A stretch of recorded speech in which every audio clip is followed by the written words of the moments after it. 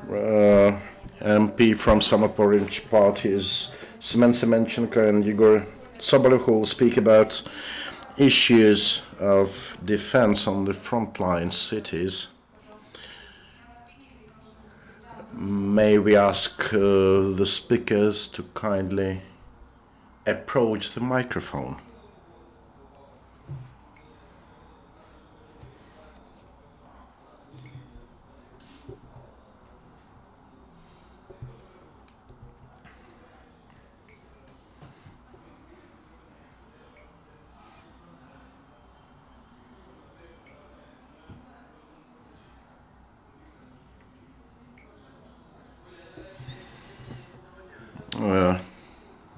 Good morning.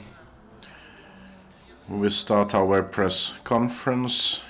I will coordinate it as the first deputy chair of the Verkhovna Rada Committee for Security and Defense, and my colleague Yehor Sobolev as the chair of the Anti-Corruption Committee in the Parliament. We had an inspection trip that was carried out in the framework of the democratic civic control over the military organization matters, and we started these trips in early May in order to avoid potential encirclements and deaths like we saw in Ilovaisk, Debaltseve and Donetsk airports. Those were the cases when we want justice to be served for the death that might otherwise have been avoided, and these could be avoided by showing utmost professionalism in performance by Ministry of Defense and military headquarters personnel of their responsibilities. We inspected sites on potential attack sites and areas, and we identified in compliance between actual situation with defense structures and the information spread by the ministry. We provided our results in a paper, classified paper, to relevant dignitaries. We had our next round of trips together with Oksana Syrid and a member of other members of the Samopomich party. Unfortunately, we saw no improvements after the second round of our trips there. So we managed to relay this information to the president of Ukraine during our third attempt to check the sites. We saw some positive changes with the Donetsk Oblast administration having included some additional work as a third shift, and some improvements in defense structures being built and mounted. Nevertheless, we saw certain sites with engineering defense structures totally absent. Also, we saw that certain lack of anti-tank equipment and anti-tank armaments in some of the police battalions stationed on the front line. At some places, the defense structures have been erected non-professionally, and during the time when our military servicemen nearby Shirokina tried to hide themselves during the shelling, there were cases and casualties reported, mostly due to disperfections in the structures and their design. This is partly the cause of total disorder in the military engineering troops. Lots of information that we had during the time of Soviet Union, I mean the information on proper erection of defense structures, have never been translated into Ukrainian, so that now we have to invent it from scratch. And with all due precautions in terms of keeping this information classified, observed, I think we as members of the parliament will make our last attempt to motion the issue of improving the situation with defense structures construction. If we won't be heard in the parliament, we will have to address the GPO requesting that specific officials dealing with that and responsible for that be taken to responsibility. Speaking more emotionally, we would really like to gather all these officials that have to deal with it. We'd like to get them on bus and bring them there for them to see with their own eyes those flaring gaps in the defense structures, to converse with people, with military servicemen stationed there. I can promise you that we will continue with our ongoing monitoring and control, and if we are not heard, we will invite wider public for this discussion with all classification requirements observed. And now I'd love to give the floor to my colleague, and then you will have talking to the media people, you will have a chance to see the photos that you've gathered. One more case which we can decide to consider. I'm talking about the case regarding the special passes to and from the occupied territory. Because in Kiev, perhaps many of you heard that there are a lot of complaints. This system of passes gave birth to a new system of corruption. We paid a lot of attention how the system has been actually developed, designed, and how it is explained by the organizers and how it works. We had a meeting in Kyiv with reps from the Central Management of the Border Guard Service of Ukraine, Minister of Defense, the National Security and Defense Council, SB, etc. And then we saw the sign, how it works. I mean, the system of passes, how they allow or not allow the civil population to cross the line, and then where those passes are being issued, when they gather the application, issue the passes, and we discussed the technique with those people who are being checked. What can I say? Number one, indeed, the system of passes gave birth to huge corruption. There is not a single person in Donbass who doesn't know how much it costs. I mean, the size of the bribe, which is amounts today is between 200 and 1,000 hryvnia, depending on the checkpoint, specific checkpoint. The worst situation is near the checkpoints leading to Donetsk. There is the biggest mob of the people, and they're the worst organized system of issuing passes. Number two, the idea of the passes has been actually born by the fact that the Ministry of the Interior, the Border Guard system, they did not actually merge their databases. The Border Guard Service of Ukraine actually installed the computers, the PCs, at all the checkpoints where you can get the information, access to information to the guard database. And when the border guards meet the people, they take their passports and they can immediately check the information contained about this specific person in database. It takes several seconds. This is really efficient technique. You know, within several seconds, the border guard can actually get the information about the person who is trying to cross the border or this border line. As for the SBU and the Minister of Interior reps, they unfortunately failed to organize their own system of checking the documents. Their data are not incorporated in the guard's database. As a result, the state actually asks a person to send an application and wait for several days only for the fact when in a big city where they have the computers of the Minister of Interior, that the persons who are responsible for that can see who this person is. And in order to have the database as a kind of united of the three different ministers of departments, as the Border Guard Service, the Minister of Interior, and the SBU, so that there are no problems at the checkpoints when they immediately can see all the information pertaining to this or another person and immediately pass the necessary decision to clear this person or not. And we understand that the responsibility for passing the decision would be personalized. The person who works or who sits at the checkpoint, who is in active service now and takes care of checking the citizens, this person would be responsible for the person's he or she let go. But now the situation is certain persons check the personalities, let's say other people receive those, in this case we are talking about Mariupol, and give them permission to pass. Again, different people who are in the front line actually defending our country.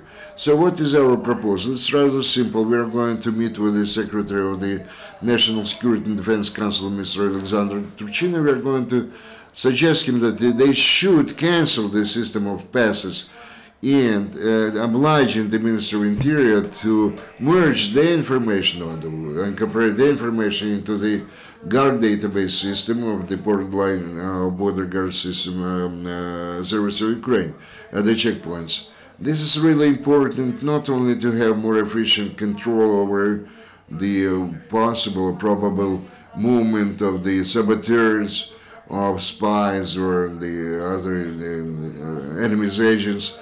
This is also important for the local population, including the population residing in the occupied territories, for them to see that the Ukrainian state does not sell those passes for some kind of bribe, but they consider their citizens with much dignity and try to organize the specific defense on a very democratic and honest, integral basis. Again, we are going to talk with those most top echelon responsible people, and I believe that this will be instrumental in combating the corruption which was born by this situation of warfare. Just a few words about the engineering structures or fortifications. Very often the representatives of the General Staff and the Ministry of Defense respond to the attempts to exercise control over their activities. They say, you're not professionals, so do not interfere with our work. So this is the kind of phrase which is used by the Ministry of Interior. Your information is used by the enemies against Ukraine. So they try to cover the kind of espionage money, using this shield to cover their failure to do something. So we are going to do something to have the contact with those persons who are now at the front line and who are going to use those fortifications fighting for our country, and that those fortifications be built in a proper way. So a few words about the person who actually graduated from the engineering academy. It's Major Kimchuk. Just a few words. Major, I would like you to, without any details, just to briefly tell what are our claims, without specific information. Good morning. Would you present yourself once again, please? Head of the engineering force of the Special Force Battalion Donbass, Kimov Sergei. I've got 2 higher military educations, also from the top military academy in Moscow at my time.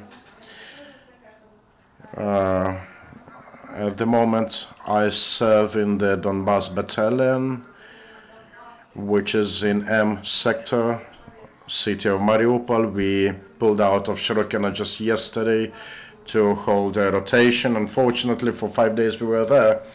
We had 1 casualty. We lost one of our members. We had also a couple of people wounded.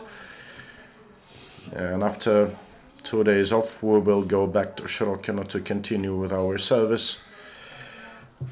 As regards the fortification structures that have to be mounted and are partially mounted on the front line, they bring lots of questions because the quality is not at par with the tasks we have to perform.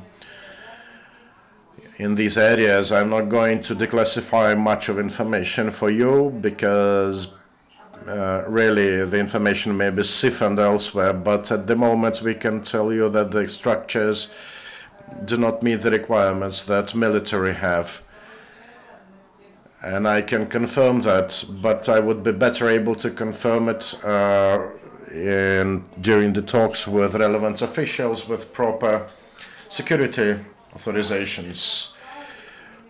If there is still time to properly react to this, and there are still chances to upgrade the structures to meet the necessary requirements, I'd like to finalize our press briefing by showing some photos with no identification tags to any specific locality, but just to show the overall process of fortification points being built. They're built on a case-by-case basis with some raw materials found on site, be it some floor covering from flats, 2x4s, some kind of concrete barriers that may be easily penetrated, say, by hovercraft and other types of machinery. And this really is conducive to having more situations like we had in Debaltsevo. I intentionally found the photos that may not be tied to any specific locality, but you're free to peruse them, and we are ready to take your questions, Penny.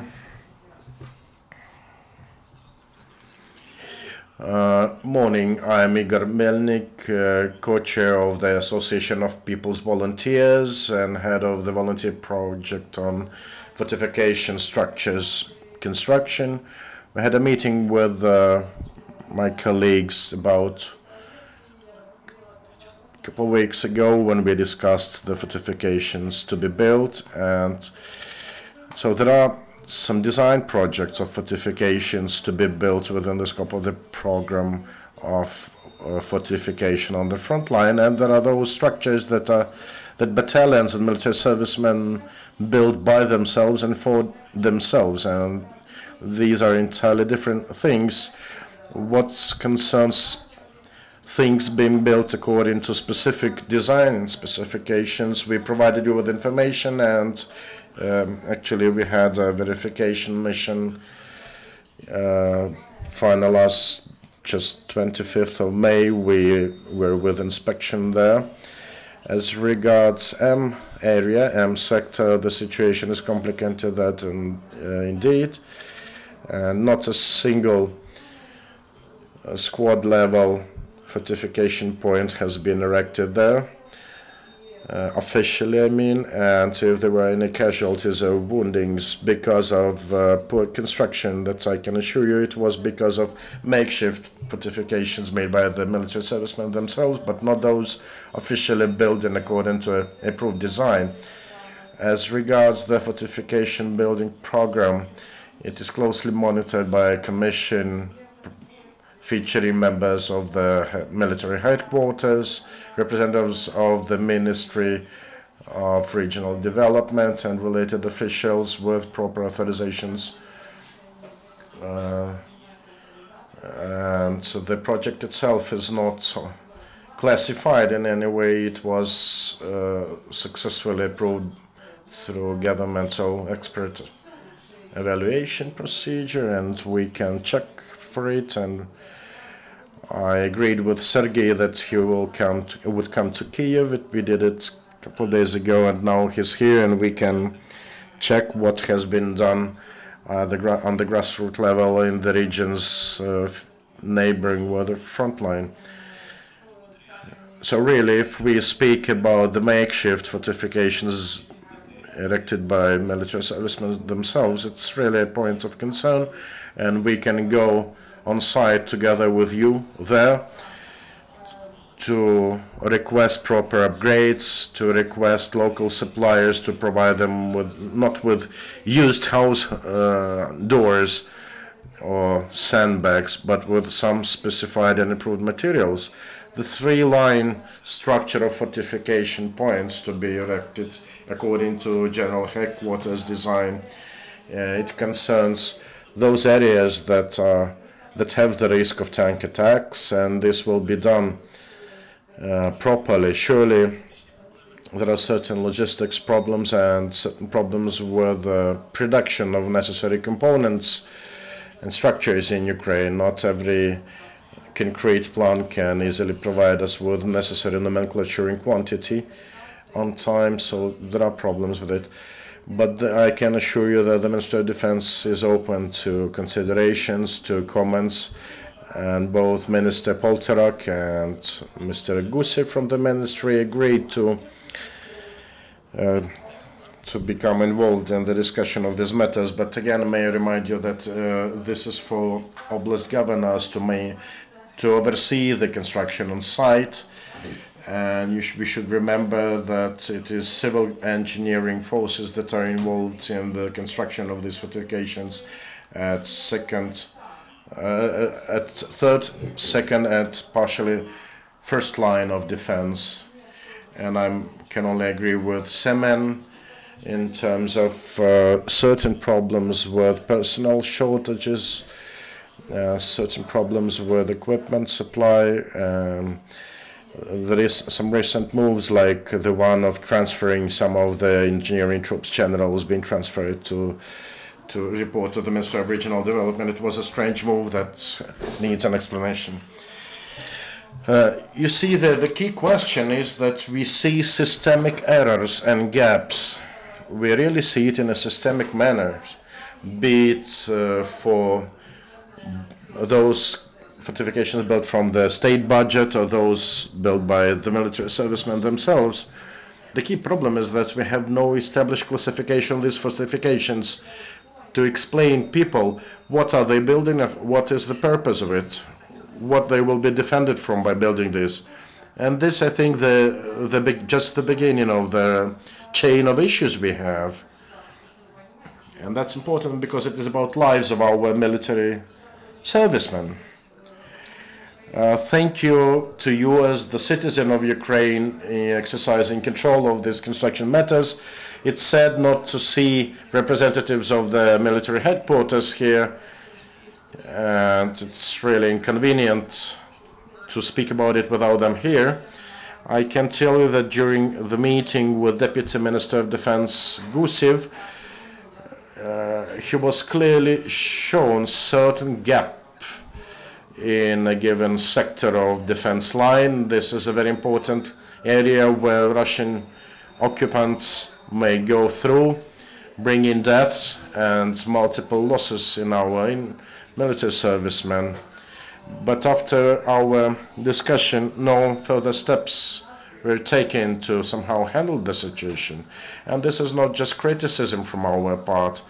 We'd like to introduce representatives of the troops stationed on the front line and provide them with necessary authorizations to become involved in this fortifications construction program.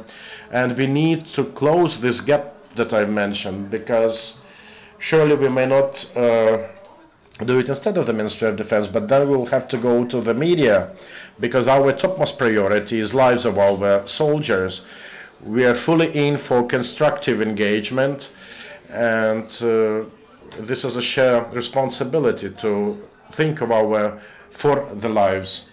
The photos that I show, it is direct responsibility of the Ministry of Defense, of the head of the general headquarters of the army forces. There should be officers in charge of monitoring, and they have to think of it on a daily basis. And we are ready to provide our utmost assistance in this joint cause. I think our media center is ready to launch a wider panel discussion with secretary representatives of the Ministry of Defense and headquarters, and we will be glad to have it.